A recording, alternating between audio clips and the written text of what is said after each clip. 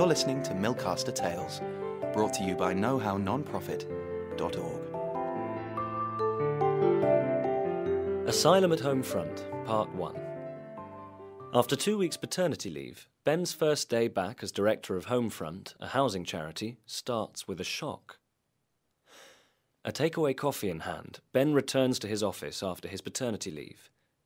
Opening his briefcase, he carefully places a picture of his 2-week-old baby, Buster, alongside his laptop.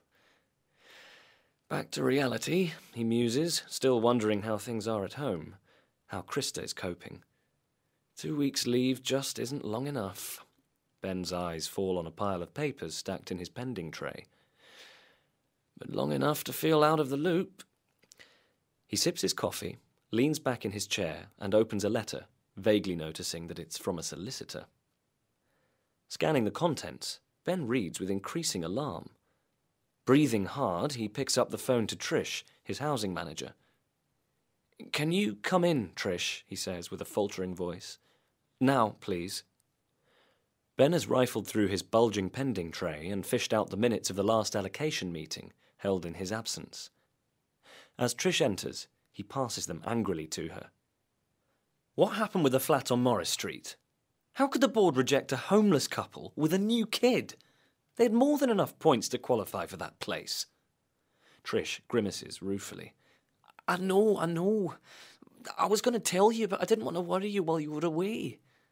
Ben realises Trish is close to tears and softens his tone. Sorry. So, what exactly happened? Hugh, that's what happened. It was his first meeting as chair, and it was fine to start with. They allocated the short life house to those mature students, like we discussed. Then the application for Morris Street came up. It was going through fine until someone noticed that the couple were asylum seekers. Ben's heart sinks. Alarm bells ring. Hugh started asking questions about their status in this country. What were they doing here? Did they have the right to claim benefits or use the health service? Questions like that. "I don't believe it," cries Ben. Hugh, the new chair, had replaced at short notice Homefront's previous chair, who'd stood down through ill health. Hugh, a retired businessman, was highly regarded at Millcaster's Chamber of Commerce. "Hugh turns out to be a very persuasive personality," continues Trish. "The questions went on, and then someone in the meeting muttered bogus, and the majority of the committee were agreeing with Hugh. Farhan and Gulnaz got the thumbs down." "Perfect," groans Ben.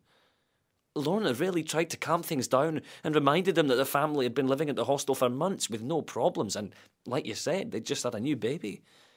Honestly, you read about these attitudes in the tabloids, but I never thought I'd hear them at our meetings. Well, don't they have any idea about what's going on in Afghanistan?" "So who did get the flat?" asks Ben. "That gay couple, Mary and Angela, who'd also been at the hostel. But they've only been there half as long as Farhan and Gulnaz.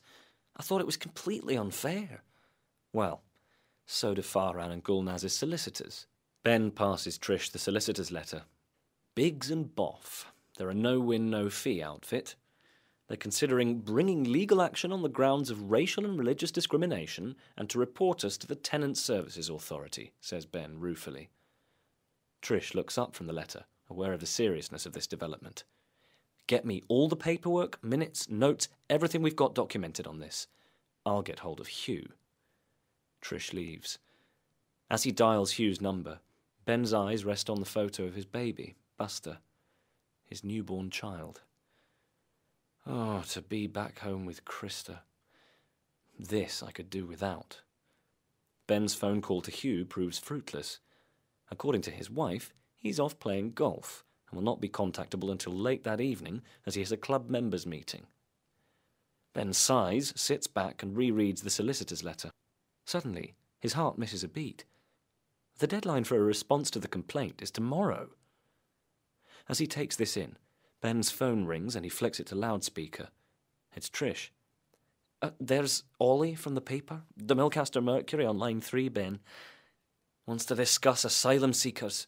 Says it's urgent."